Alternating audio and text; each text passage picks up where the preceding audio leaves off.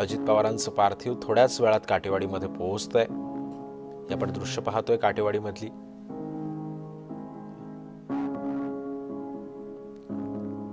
बारामतीच्या आजूबाजूची आसपासची जी गावं आहेत, या गावांमधून सर्वच्या सर्व नागरिक अजितदादांना मानणारा हा वर्ग, मग त्यामध्ये अजित पवारांच्या हयातीमध्ये अनेकांनी त्यांच्यावरती टीका केलेली असेल, ती सुद्धा लोक ज्यांना अजित पवार गेल्याची बातमी समजते आणि त्यानंतर सर्वच्या सर्वजण हे बारामतीमध्ये येऊ लागलेले आहेत. बारामतीमध्ये गर्दी झालेली आहे. कार्यकर्ते सर्वच्या सर्व हे बारामतीमध्ये आलेले आहेत.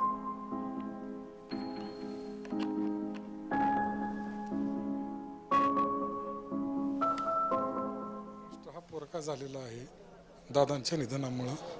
आमच्याकडे शब्दच नाहीत बोलण्यासाठी. तुम्ही काय सांगाल की जेव्हा अजित पवार सारखा खमका नेता, सगळ्यांचं ऐकून घेणारा नेता, सगळ्यांना सामावून घेणारा नेता अशा प्रकारे तुमच्या डोळ्यात अश्रू आहेत, काय सांगाल? मन एकदम उद्ध्वस्त झाले होणे आणि सुन्न वाटलं काल दिवसभर. आज पण सकाळपासून आम्ही पहाटे 6 वाजता इथं आलेलो आहे. अतिशय शेतकरी कुटुंबातला हा नेता. आम्हाला कधी पोकळी जी शेतकऱ्यांमध्ये झालेली ती भरून निघणार नाही. त्याच्यासाठी पांडुरंगाने दादांच्या आपल्या विलीन करून घ्यावा आणि परमेश्वराने महाराष्ट्राला परत उभा राहण्यासाठी आणि तरुणांना अशी ताकद देऊन पुन्हा दादा जन्माला यावा अशी मी परमेश्वराने प्रार्थना करतो. दादा विना बारामती विचार करू शकता? हे शक्य नाही. दादा विना बारामती साहेबांचं हे उपकार फेडूच शकत नाही कोणी. पण दादा जे आज आधुनिक जगात आपण जात होतो ह्या टेक्नॉलॉजीला दादांनी शेतकऱ्यांना भरपूर जोडण्याचा प्रयत्न केला आणि दादांमुळे आम्ही शेतकरी आज स्वाभिमानाने जगतोय. दादा विना हे शक्य नाही. उद्योगधंदा, शेती यांना नेहमीच प्रोत्साहन देणारे दादा, घरी विषय निघायचं, काय सांगायचं तुम्ही तुमच्या मुलांना? ज्यावेळेस आम्ही कधी बी चॅनल पुढं TV पुढं बसतो, जगाची जी बातमी ते दादा पहिल्यांदा ही महाराष्ट्रात आणि त्यातून बारामतीला हे पहिल्यांदा दादा राबवायचे आणि शेतकऱ्यांना उल्हास मिळायचा. सहकारी क्षेत्र असो, सहकारी बँका असो, सहकारी क्षेत्र असो, ग्रामीण भागातला अगदी सरपंचापासून ग्रामपंचायत सदस्यापासून दादांचा एकदम बारकावा असायचा. कुठलं काम केलं तरी दादा नेहमी बारकाव्यातून बघायचे.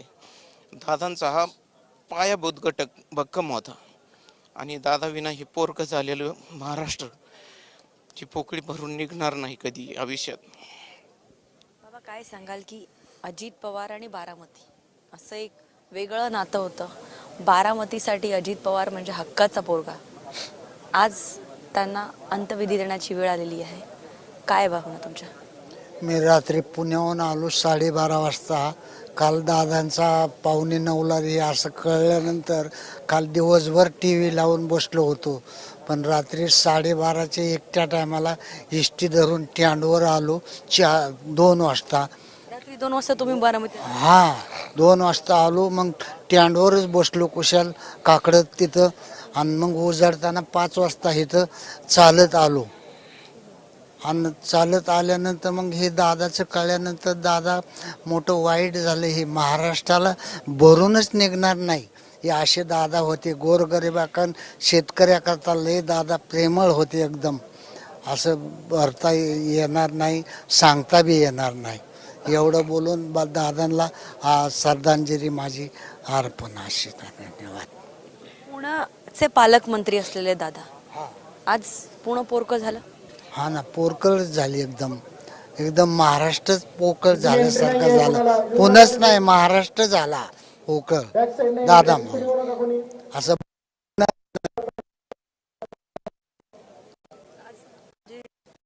त्यांना निरोप द्यावा लागतोय.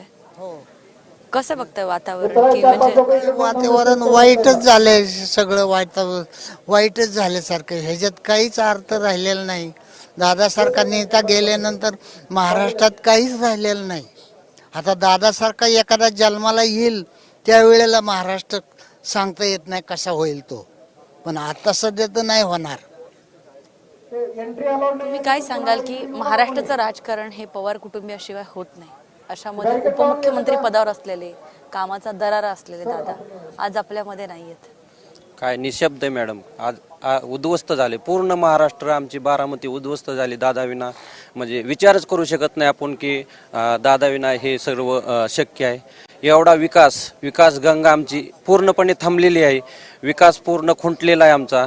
आणि हे जेव्हा ऐकलं तेव्हा आमच्या पायाखालची वाळू एकदम सरकली होती की काय हे झालं. आमच्या मनात डोक्यात कधी विचार नव्हता की दादांचं असं काय होईल.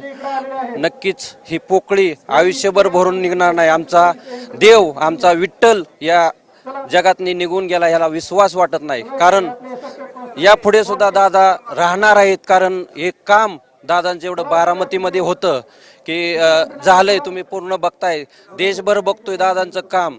आणि ते कामच दादांचं जिवंत ठेवणाऱ्या दादांना कायमस्वरूपी या पृथ्वी तलावर जोपर्यंत पृथ्वी आहे तोपर्यंत दादा जिवंत राहणार. या कामस्वरूपी दादांचा उरूक एवढा होता. पहाटे 6 पासून त्यांचा दरबार भरायचा. नेहमी मी इथलाच आहे, मला कधी मी दादांना प्रत्यक्ष जाऊन भेटलो नाही कुठल्या कामासाठी, पण दादांनी एवढं भरभरून दिलं आपल्याला की आम्हाला त्यांच्यापर्यंत जायचीच वेळ येत नव्हती. कधीच नाही मॅडम. आयुष्यात असा माणूस होणे नाही. आमचा विठ्ठल गेलेला आहे इथून आणि आम्हाला पोरकं झाल्यासारखं वाटतं मॅडम.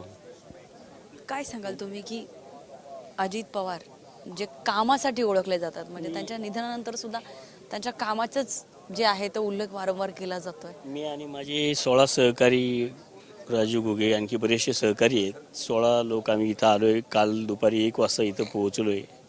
आमचे दादांशी जिव्हाळ्याचे संबंध होते. ताई साहेब व्यक्तिशः आम्हाला ओळखतात. आणि मी गेल्या 3 महिन्यांपासून एक मुवमेंट हाती घेतली होती, ताई दादा साहेब एक व्हा. मी दादांना पत्र लिहिलं, साहेबांना दिलं, ताईंना दिलं. आणि 2 महिन्यापूर्वी दादांचा मला स्वतःहून फोन आला.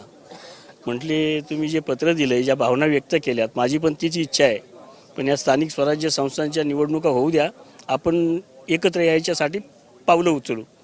आणि काल काळानं असा घात केला आहे आमचा. आमची मुंबईमध्ये मोठी पतसंस्था आहे, यशो मंदिर सहकारी पतसंस्था. 600 कोटीचा टर्नओव्हर आहे. तिथं मी संचालक आहे 20-25 वर्ष. सहकार क्षेत्र असो, शेती क्षेत्र असो, अनेक अशा वेगळ्या क्षेत्रामध्ये जे आहेत त्यांना खूप असा इंटरेस्ट असायचा, काम करायचंय. अशामध्ये दादा जे नॉन पॉलिटिकल म्हणजे राजकीय नाही पण सहकार क्षेत्रात, त्यांनी त्यांच्या करिअरची सुरुवात पण जी बँकेतून केली होती. मग अशा वेळेस एक अराजकीय माणूस म्हणून कसे काम करायचे ते? दादा विकासाची दृष्टी असलेला आणि भविष्याचे दृष्टिकोन असलेला नेता होता. माणसांशी व्यक्तिगत संबंध ठेवणारा नेता होता. ते पक्षाचा कार्यकर्ता वगैरे ते सगळं ठीक आहे, पण त्याच्यापेक्षा विकासाचं जे कोण काम घेऊन येईल ना त्याला ते जास्त महत्त्व द्यायचे. दादा कायम 99 पासून मी दादांच्या संपर्कात राहिलो आणि आज दादा आमच्यात नाहीत. हा फार मोठा काळानं आमच्यावर आघात केलेला आहे. मी माझ्या वतीनं आमची जी मुंबईतली मोठी पतसंस्था आहे, यशो मंदिर सहकारी पतपेढी, त्या संस्थेच्या वतीनं सुद्धा दादांना विनम्र अभिवादन करण्यासाठी आम्ही इथे आलेलो. तुम्ही दादांची आठवण म्हणजे तुमच्यासाठी काय आहे? अजित पवार हे नाव तुमच्यासाठी काय आहे? अजित दादा म्हणजे अशी आठवण आहे, रक्ताच्या नात्यापेक्षा दादा हे घरातले थोरले बंधू असल्यासारखं प्रत्येक महाराष्ट्रातल्या कुटुंबाला वाटत होते. दादा इतके प्रत्येकाच्या कुटुंबाची जबाबदारी स्वतःचं कुटुंब असल्यासारखं त्यांनी आतापर्यंत पेललेली. आणि जास्त करून आमच्या शिरूर तालुक्यामध्ये त्यांचं जास्त आमच्यावर प्रेम होतं शिरूरकरांकडं. आता मध्ये शिरूरवरून आलाय? हो, शिरूरमध्ये. आणि शिरूरवर इतकं प्रेम होतं दादांचं, दादांसारखं शिरूरवर प्रेम कोणाचंच नव्हतं कुठल्याच नेत्याचं. आज त्यांना फक्त घोडगंगा आमचं चालू करायचं एवढं स्वप्न त्यांचं अधूर राहून गेलं. दादांना आमच्या शिरूरकरांतर्फे मांडवून फराडा गावच्या वतीनं त्यांना भावपूर्वक श्रद्धांजली वाहतो आणि त्यांच्या आत्म्यात परमेश्वराने चिरकाल शांती देवो, पवार कुटुंबियांना यातून सावरण्याची सद्बुद्धी मिळो, हीच आमच्या मांडवणकरांकडून शुभेच्छा. दादा तुम्ही काय सांगाल की तरुणांचे आवडते दादा असं दादांचं एक व्यक्तित्व होतं, अशामध्ये दादांचं काम कसं चालायचं, खास करून जेव्हा ते बारामतीमध्ये यायचे, कारण मुंबईमध्ये महाराष्ट्रामध्ये त्यांचं काम जे आहे ते सगळ्यांनीच बघितलं, बारामतीमध्ये असताना दादांचा स्वभाव कसा असेल? महाराष्ट्राच्या युवकांमध्ये दादांचं युवकांबद्दल दादाची एक वेगळी आवड होती. युवकांची दादा प्रेरणा होते. आमच्यासारख्या युवक राजकारणात येताना दादांना एक आदर्श म्हणून राजकारणात आलेला आहे. आम्ही 750 किलोमीटर या ठिकाणी आलेलो आहे. आम्ही दादाचे कार्यकर्ते आणि दादाचे चाहते आहे. जसं समजलं की दादांची एक्झिट झाली, महाराष्ट्र पोरका झाला, आम्हाला सोडून दादा गेले, आम्हाला खूप यातना झाल्या आणि ही पोकळी भरून निघणारी नाही आहे. आम्ही रात्रीलाच 3 वाजता या ठिकाणी पोहोचलेलो आहे. आमची यथोचित इच्छा आहे की दादाच्या पार्थिवाचे दर्शन व्हावे किंवा दादाला आम्ही या ठिकाणी अभिवादन करायसाठी आलो आहे. दादांप्रती सांगायचं झालं तर खेळाडू वृत्ती असलेला एक वेगळा राजकीय नेता, असा नेता आजपर्यंत महाराष्ट्रात बहुत नेते झाले, होतील पण राजकारणात, पण हा नेता होणे नाही. होतील भाऊ, झाले तर भाऊ, पण अजितदादा समान नाही. भूत भविष्य दादाचं नाव, दादाची कीर्ती ही आमच्या युवकांच्या मनावर अधिराज्य निरंतर करत राहील, यात तीळ मात्र शंका नाही. आज महाराष्ट्राचा सुपुत्र, भारत मातेचा सुपुत्र अनंतात विलीन होत आहे, याचं अक्षरशः दुःख हे अवघ्या महाराष्ट्राला आहे आणि अख्ख्या युवक वर्गाला प्रेरणादायी असे दादा होते, एवढंच सांगू शकतो. भेटलाय कधी अजित दादांना भेटलं? दादांना भेटण्याचा योग 1-2दा आलाय आणि कसं वाटलं तेव्हा स्वभाव काय प्रत्यक्षात भेटलं म्हणजे एक आपण टीव्हीवर बघतो, स्टेजवर बघतो आणि प्रत्यक्षात भेटल्यावर काय होतं? आम्ही अमरावतीला असताना दादा लोकसभेच्या निवडणुकीच्या प्रचारासाठी आले होते, माननीय खासदार नवनीताई राणा यांच्या. त्यावेळेस दादांनी बोलताना अक्षरशः युवकांसाठी आणि दादाच्या मनात जे क्रेज होती युवकांबद्दल किंवा विकासाबद्दल, ती ज्या क्षणी दादाला प्रत्यक्षात जवळून पाहिल्यावर भेटल्यावर एक राजबिंड व्यक्तिमत्व, जे राजकारणाला साजेसं, विकासाला साजेसं असं राजकीय व्यक्तिमत्व डोळ्यासमोर आल्यासारखं दादा होते. आणि आज दादा या ठिकाणून गेले आहेत. खूप मोठी पीडा या ठिकाणी अख्ख्या महाराष्ट्राला होत आहे. आई भवानी या सगळे शोककळतून पवार कुटुंबाला, महाराष्ट्राला आणि दादांच्या प्रेमी वर्गाला काढो, एवढीच या ठिकाणी बोलू शकतो आणि संवेदना व्यक्त करतो. काय सांगाल की तुम्ही तरुण आहात, दादांचा असा कुठला सद्गुण होता, कुठला गुण होता जो तुम्हाला जास्त आवडायचा? जास्त काही ना बोलताना एवढं सांगेन, जब तक सूरत चांद रहेगा दादा तेरा नाम रहेगा. मन सुन्न करणारी घटना या ठिकाणी घडलेली आहे आणि आज आमचा देव आम्हाला सोडून गेलेला आहे. तुमच्या डोळ्यात अश्रू येत आहे. दादांना कधी भेटला होता? जेव्हा त्यांची भाषणं वगैरे ऐकायची तेव्हा काय वाटायचंय? कडक स्वभावाचे, रुअफदार स्वभावाचे? दादांची भेट वगैरे तर झाली नाही, पण एक कॉलवर दादांना वाढदिवसाच्या शुभेच्छा दिलेल्या होत्या. काय बोलले तेव्हा ते? दादाला मी नाव सांगितलं होतं, माझं नाव गोपाल बराटे, तर दादा म्हणे बराटे बोला. मग मी शुभेच्छा दिल्या. नंतर दादा बोलले की थँक्यू, धन्यवाद, कधी आलात ते भेट म्हणे, असं बोलले होते ते तेव्हा. काय सांगाल की त्यांचं व्यक्तिमत्व म्हणजे राज्याचे उपमुख्यमंत्री, 6 वेळा उपमुख्यमंत्री राहिलेले, सत्तेमध्ये असलेले आहे आणि त्यांनी तुमचं जे आहे ते तुमच्या वाढदिवसाच्या दिवशी तुम्ही त्यांना फोन केला आणि त्यांनी फोन रिसीव्ह केला, काय होतं तेव्हा भावना? मी तेव्हा त्यांना कॉल केला होता, वाढदिवसाच्या 1 दिवसाच्या अगोदर केला होता. तेव्हा ते प्रवासात होते. त्यांनी हे पण सांगितलं होतं की मी केव्हाही कॉल घेत नाही, फक्त गाडीमध्ये असला तेव्हा कॉल घेतो, असं ते तेव्हा बोलले होते. की अगदी ज्या कार्यकर्त्यांना दादा प्रत्यक्षात भेटले पण नव्हते, त्याही कार्यकर्त्यांचा अगदी सहजपणे जे ते कॉल घ्यायचे. अजून आपण बोलणार आहोत. काय सांगाल बाबा, तुम्हाला काही भावना मांडायच्या? मला लॉकडाऊन मध्ये मला पॅरलेस झाला होता, तर माझ्या मुलीला एक बँकेने ह्याच्या आपला कर्ज दिलेलं होतं बँकेने 30,000. तर त्यांनी आम्ही ती 30,000 फेडून गेलेलोय, तरी त्या बँकेने मला 2 नोटीस पाठवलेल्या होती, 1.5 लाख रुपये भरा म्हणून सने. आता मला पॅरलेस झालेला आहे, मी कसा भरू शकतोय?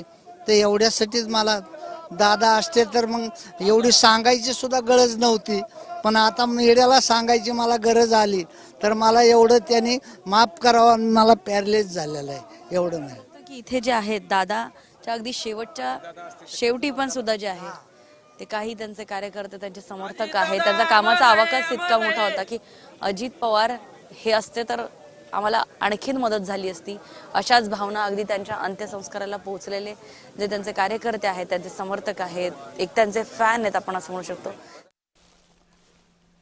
आणि या संदर्भामध्ये आता माहिती जाणून घेऊयात. माझा सहकारी रोहन कदम सध्या आपल्यासोबत जोडला गेलेला आहे.